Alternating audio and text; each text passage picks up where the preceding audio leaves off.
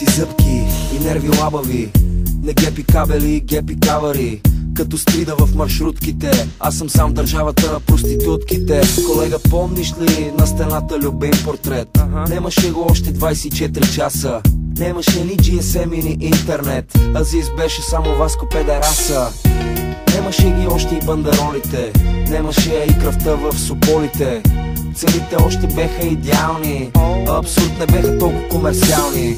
Сега амортисьорът ти тропа. Говориш ми за залеза на хип-хопа.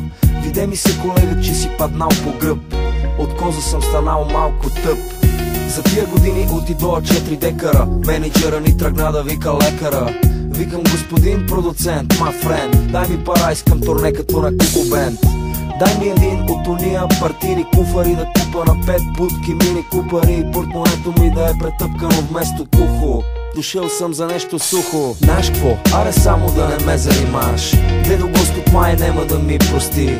Дай ми всичката пара на света, колега. Не ме занимай с глупости, бе. Знаеш кво? Аре само да не ме занимаш. Дедо Господ май нема да ми прости. Дай ми всичката пара на света, колега. Не ме занимай с глупости, бе. То ми опява като поп. Бе, това вашето не е точно хип-хоп. Извинявай, шефче, помна времето, когато джойнта беше левче, а ти не беше толкова отворен. Ще ти еба майката глупак. Аз съм кандидат премиер, другия път ще ме изберат и милиони микроби ще умрат. А до тогава как да си гледам кефа, бе? И ти и аз знаеме кои са шефове. Некои клюки са от рошеви путки, некои куки май са много лоши мутри. Марихуаната ли ти е крастата? Дай ми некой лев за бензин на астрата. В момента и ти си като всички битпес. Парламента да лапаш пишки е бизнес. Нали ги видех общественици? Некои курви направиха много пари. Оставам, ама ми се заминава. За слава не ми се занимава. Батенце яде мечинки, сойки, нема кинти, деба ти е МП3. Нещастник, седи дома, чети шок.